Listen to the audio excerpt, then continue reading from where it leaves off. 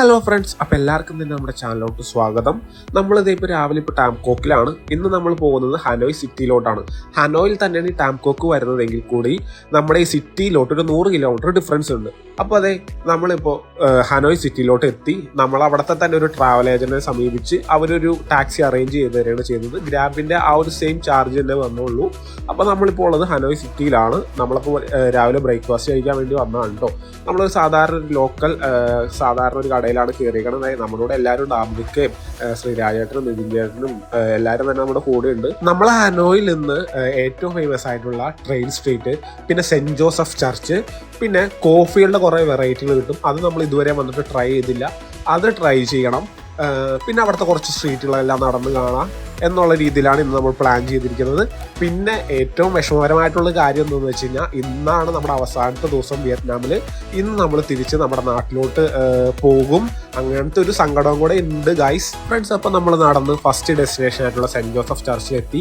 ഇത് 1886 ഫ്രഞ്ച് ഭരണകാലത്ത് നിർമ്മിതമായിട്ടുള്ള ഹനോയിലെ തന്നെ ഏറ്റവും പഴക്കമാർന്നൊരു പള്ളിയാണ്. നല്ല ഭംഗിയുണ്ടല്ലേ കാണാൻ. അത്യാവശ്യം നല്ല ക്രൗഡും ഉണ്ട് കേട്ടോ ഈ പള്ളി കാണാനായിട്ട്. പിന്നെ നമ്മുടെ ഹനോയ് സിറ്റിക്കകത്ത് തന്നെ നടന്ന് കാണാൻ പറ്റുന്ന കുറേ സ്ഥലങ്ങളുണ്ട്. അതിലൊന്നാണ് നമ്മുടെ ഈ സെന്റ് ജോസഫ് ചർച്ച്. നമ്മൾ ഹനോയിൽ എല്ലാ സ്ഥലങ്ങളും കവർ ചെയ്യുന്നില്ല ഹനോയ് സിറ്റിക്കകത്തുള്ള, കാരണം നമുക്ക് സമയം കുറവാണ്, ഭയങ്കര ഫ്ലൈറ്റ് ഉള്ളതുകൊണ്ട് നമ്മൾ കുറച്ച് സ്ഥലങ്ങളാണ് ഇന്ന് നമ്മൾ കവർ ചെയ്യുന്നുള്ളൂ. നമ്മൾ അടുത്തതായിട്ട് വിയറ്റ്നാമിലെ തന്നെ ഏറ്റവും സ്പെഷ്യൽ ആയിട്ടുള്ള എഗ് കോഫി, അതുപോലെ തന്നെ യോഗട്ട് കോഫി കുടിക്കാൻ വേണ്ടിയിട്ട് വന്നേക്കാണ്ടോ. ഇതേ കണ്ടില്ലേ, നമ്മളപ്പോൾ ഓൾറെഡി ഓർഡർ ചെയ്തു, നമ്മളതൊക്കെ കുടിച്ചു. ഒരു വെറൈറ്റി ടേസ്റ്റ് ആയിരുന്നു. എഗ് കോഫി, യോഗട്ട് കോഫി അല്ലേ, ഞാൻ ഇതുവരെ ടേസ്റ്റ് ചെയ്തിട്ടില്ല. വളരെ മനോഹരമായിട്ടുണ്ടായിരുന്നു ആ രണ്ട് കോഫിയും ടേസ്റ്റ് ചെയ്യാനായിട്ട്. നമ്മൾ റോട്ടിൽ നിന്ന് തന്നെ എന്താ പറയുക, സാധാരണ ഒരു കടയിൽ നിന്നാണ് ഈ കോഫിയെല്ലാം ഓർഡർ ചെയ്തത്. നമ്മുടെ നാട്ടിലെ സ്റ്റാർബക്സ് ഒക്കെ ഇതിന് മുമ്പിൽ മാറി നിൽക്കും, അത്ര ടേസ്റ്റ് ഉണ്ടായിരുന്നു ഗൈസ്. നമ്മൾ കോഫിയെ കുടിച്ച് കുറച്ച് നേരം കഴിയുമ്പോൾ വിശന്നു. അപ്പോൾ നമ്മൾ റെസ്റ്റോറൻറ്റിലോട്ട് പോകണേ. നോക്കി, ഇന്ത്യൻ റെസ്റ്റോറൻറ്റ് വിയറ്റ്നാമിൽ മേജർ ആയിട്ടുള്ള മിക്ക സ്ഥലങ്ങളിലും ഇന്ത്യൻ റെസ്റ്റോറൻറ്റ്സിൽ അവൈലബിൾ ആണ്. ബട്ട് നമ്മുടെ അവിടുത്തെ ഫുഡിനെക്കാളും, അവിടുത്തെ കോമൺ ഫുഡിനെക്കാളും ഇന്ത്യൻ റെസ്റ്റോറൻറ്റിൽ റേറ്റ് കൂടുതലായിരിക്കും. നാട്ടിലെ ഫുഡ് കുറേ നാളായാലും കഴിച്ചിട്ടുണ്ട്, അപ്പോൾ മിസ് ചെയ്യുന്നുണ്ട്. അത് കഴിക്കാൻ വേണ്ടിയിട്ട് ഇവിടെ വന്നേ. നമ്മൾ ഓൾറെഡി ഒരു ബട്ടർ ഞാനും തന്തൂരി ചിക്കനൊക്കെ പറഞ്ഞു അവിടെ നിന്ന് കഴിച്ചു.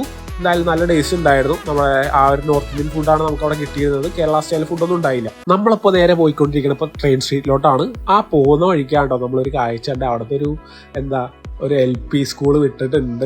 അപ്പോൾ അവരുടെ പാരൻസൊക്കെ വന്നിട്ട് ഓരോ പിള്ളേരെ കൊണ്ടുപോകണ കാഴ്ചയാണ് കേട്ടോ. പിന്നെ വേറൊരു കാര്യം ശ്രദ്ധിച്ചത്, അവരുടെ പാരൻസ് വന്നാൽ മാത്രമാണ് അവരുടെ ടീച്ചേഴ്സ് പിള്ളേരെ കൂടെ വിടുന്നുള്ളൂ. ആ ഒരു കാര്യം ഞാനിവിടെ ശ്രദ്ധിച്ചായിരുന്നു. അവർ കണ്ടോ, അവരുടെ പാരൻസ് വരാൻ വേണ്ടിയിട്ട് അവർ വെയിറ്റ് ചെയ്യണതാണ്. എന്ത് രസമല്ലേ നോക്കി. ആ പിള്ളേരെ നമുക്ക് ടാറ്റ ബൈയൊക്കെ തന്നു. അപ്പോൾ നമുക്കപ്പോൾ നമ്മുടെ ട്രെയിൻ സ്ട്രീറ്റിലോട്ട് പോവാം. അവിടുത്തെ സമയം ഏകദേശം ഒരു 3:45 ട്രെയിൻ പാസ് ചെയ്യുന്നത്. നിങ്ങളിപ്പോൾ ഹനോയിലെ ട്രെയിൻ സ്ട്രീറ്റിലോട്ട് പോകുമ്പോൾ ടൈം നോക്കണം. എല്ലാ സമയത്തിലൂടെ ആ ട്രെയിൻ പോകുന്നില്ല. ആ വഴിയിലൂടെ ആ ട്രെയിൻ പോകുന്ന സമയത്ത് നിങ്ങൾ അവിടെ ചെന്നാലാണ് നിങ്ങൾക്ക് ആ കാഴ്ച കൃത്യമായിട്ട് കാണാൻ പറ്റുള്ളൂ. അപ്പോൾ അതേ നോക്കി, അവിടെ 2A എന്ന് പറഞ്ഞൊരു ബോർഡും പിടിച്ചുകൊണ്ട് പിള്ളേർ വരുന്നുണ്ട്. അവരുടെ കയ്യിൽ എന്താണെന്ന് ഒരു സാധനം ഇരിക്കുന്നുണ്ട്, ഒരു ഗിഫ്റ്റ് പോലത്തെ സാധനം. ആ ഒരു കൊച്ചൊക്കെ നമുക്ക് ടാറ്റ ബൈബൈയൊക്കെ തന്നത്. എല്ലാവരും നമുക്ക് ടാറ്റയൊക്കെ തന്നിട്ടോ. അപ്പോൾ അവിടുത്തെ ആൾക്കാർ ഈ വീഡിയോ ഒക്കെ എടുക്കുമ്പോൾ അവർക്കും ചിരിയൊക്കെ വരുന്നുണ്ട്. ആ ചേച്ചിൻ്റെ കൊച്ചാണെന്ന് തോന്നുന്നു. ആ ചേച്ചിയുടെ കൊച്ചു വന്നപ്പോൾ ആ ചേച്ചി കൊച്ചുകൂടെ അങ്ങോട്ട് പോകുന്നു. അപ്പം നമുക്ക് നമ്മുടെ ട്രെയിൻ സ്ട്രീറ്റിലോട്ട് പോവാം.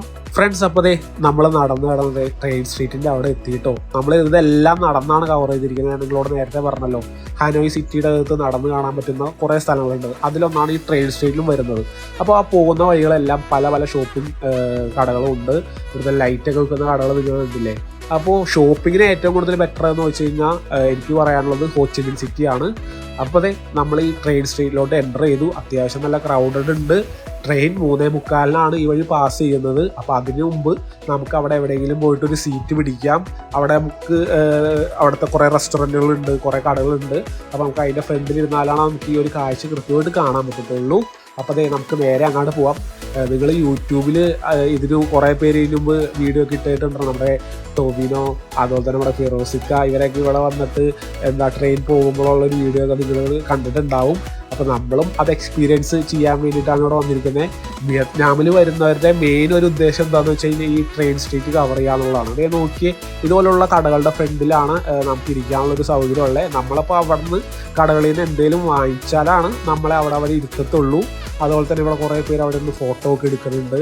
എന്തായാലും വളരെ എക്സൈറ്റഡ് ആണ്. അപ്പോൾ നമ്മളും ഒരു കടയുടെ ഫ്രണ്ടിലിരുന്നു, ഒരു ബിയറൊക്കെ പറഞ്ഞു നമ്മൾ ട്രെയിൻ വരാൻ വേണ്ടി വെയിറ്റ് ചെയ്യണം. അതുപോലെ തന്നെ ഈ ബിയറിൻ്റെയൊക്കെ അടപ്പല്ലേ, ആ സോളയുടെ അടപ്പനൊക്കെ ആ ട്രെയിനിലെ ട്രാക്കിൽ വെച്ചിട്ടുണ്ട് കേട്ടോ. ട്രെയിൻ പോയി കഴിയുമ്പോഴേക്കും അതിങ്ങനെ ചളങ്ങി വരും, അതിങ്ങനെ എടുക്കാനായിട്ട്.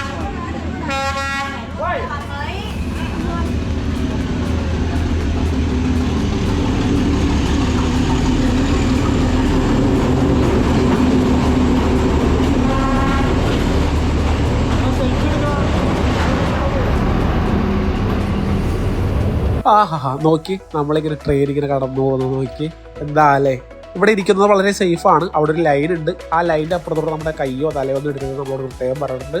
അങ്ങനെ ഇടാത്ത പക്ഷം നമ്മൾ അവിടെ ഇരിക്കുന്നത് വളരെ സേഫാണ്.